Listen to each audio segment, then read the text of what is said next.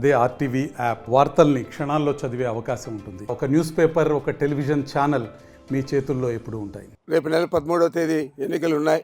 మే నెల 13వ తేదీ. ఆ ఎన్నికల్లో వైఎస్ఆర్ కాంగ్రెస్ పార్టీకి మీరందరూ కూడా మద్దతు ఇవ్వాలని కోరి సమావేశాన్ని ఏర్పాటు చేసి మేము రావడం జరిగింది.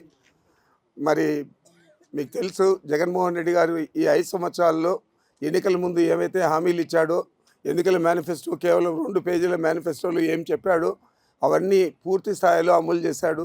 తిరిగి మళ్ళీ మన ముందుకు వచ్చి నాకు మద్దతు ఇవ్వండి, నేను నిజంగా మీకు సాయం చేస్తుంటే మీరందరూ కూడా నాకు సైనికులుగా పనిచేయండి అని చెప్పి ప్రతి సిద్ధం సభలో కూడా వారందరినీ కూడా అర్థిస్తూ ఉన్నారు. మరి ఆ విధంగానే ఇక్కడ మనం కూడా మన నియోజకవర్గంలో శాసనసభకు నేను పోటీ చేస్తూ ఉన్నా, అదేవిధంగా పార్లమెంటుకు మిథున్ పోటీ చేస్తూ ఉన్నాడు. మరి మా ఇద్దరికి కూడా మీరు వైఎస్ఆర్ కాంగ్రెస్ పార్టీకి మద్దతు ఇచ్చి ఫ్యాన్ గుర్తు మీద ఓట్లేసి వైఎస్ఆర్ కాంగ్రెస్ పార్టీని గెలిపించాలా. వైఎస్ఆర్ కాంగ్రెస్ పార్టీ గెలిస్తేనే తిరిగి జగన్మోహన్ రెడ్డి గారు ముఖ్యమంత్రి అవుతాడు. ఈ సంక్షేమ పథకాలు కొనసాగాలన్నా, అభివృద్ధి కార్యక్రమాలు ఇంకా బాగా మనం ఎక్కువ చేసుకోవాలన్నా తప్పనిసరిగా మనం జగన్మోహన్ రెడ్డి గారిని ముఖ్యమంత్రిని చేసుకోవాలని చెప్పి మీకు తెలియజేస్తూ ఉన్నాను. మనం చూస్తే జగన్మోహన్ రెడ్డి గారు అన్నీ కూడా అమలు చేశాడు. అదే 2014 ఎన్నికల్లో చంద్రబాబు నాయుడు 600 హామీలు ఇచ్చాడు. ఏదైనా ఒకటైనా అమలు చేశాడని అడుగుతా ఉన్నాను.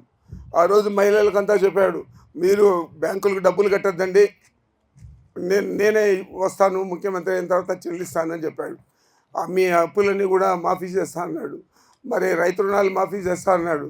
అదే రకంగా నిరుద్యోగులకంతా ఇంటికి ఒక ఉద్యోగం అన్నాడు, నిరుద్యోగ భృతి ఇస్తా అన్నాడు. మరి ఇంకా ఎక్కువగా మహిళలకు ఆడబిడ్డ పుడితే 35,000 డిపాజిట్ చేస్తానని చెప్పి మహాలక్ష్మి పథకం అని ఒకటి పెట్టాడు. ఇవే ముఖ్యంగా మన ఇళ్ళకంతా కూడా పాంప్లెట్లు ఆయన సంతకం పెట్టి ప్రతి ఒక్క ఇంటికి కూడా ఇచ్చారు.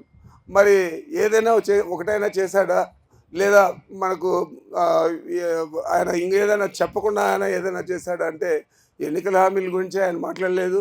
ఆ మేనిఫెస్టోని కనపడిపోయింది.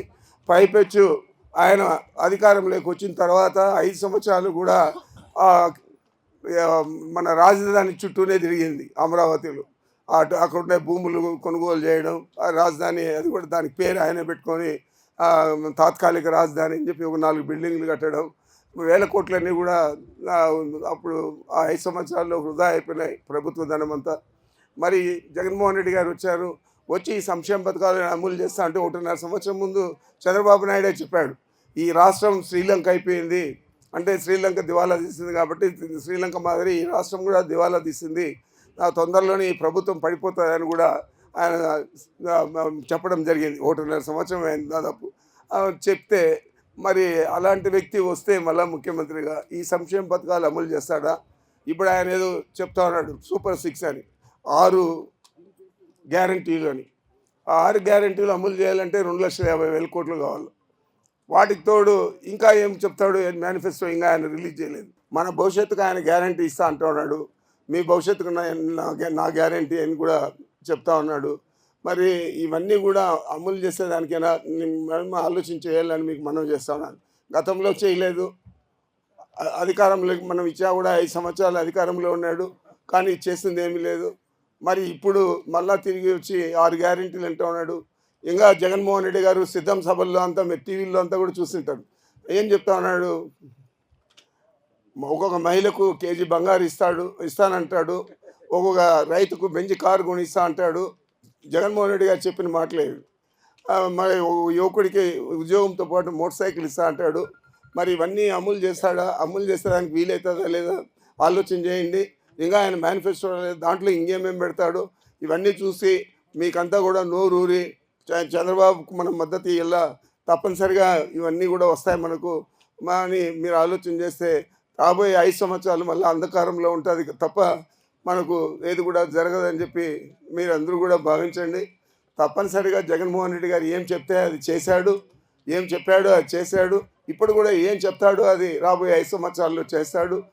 జగన్మోహన్ రెడ్డి గారి మాటకు కట్టుబడి ఉండే మనిషి.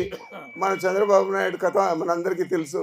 కాలం గడుపుకోవాలా, ఏదో రకంగా అధికారం రావాలని ఆలోచిస్తాడు తప్ప వచ్చిన తర్వాత ఇవన్నీ కూడా అమలు చేయాలా. మనం మాట చెప్పాము అవన్నీ అమలు చేయాలని ఆలోచన చేయడు. కాబట్టి దయచేసి అందరూ కూడా పెద్ద మనసుతో జగన్మోహన్ రెడ్డి గారిని పెద్దలందరూ ఆశీర్వదించండి. మిగతా వాళ్ళంతా కూడా మనం మద్దతు ఇస్తాం.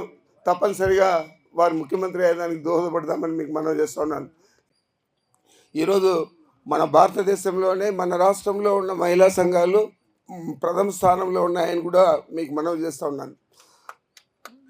ఈ రకంగా అన్ని సేవలు అందించిన మన నాయకుడు జగన్మోహన్ రెడ్డి గారిని ఆశీర్వదించే దిశగా మీరందరూ కూడా రేపు నెల 13వ తేదీ జరిగే ఎన్నికల్లో వైఎస్ఆర్ కాంగ్రెస్ పార్టీకి పార్లమెంటు మెంబర్కు, శాసనసభ్యుడిగా నాకు ఇద్దరికి కూడా చెరువుగా ఓటు వేసి తప్పనిసరిగా 5 సంవత్సరాలు ఆయన సేవ చేశాడు.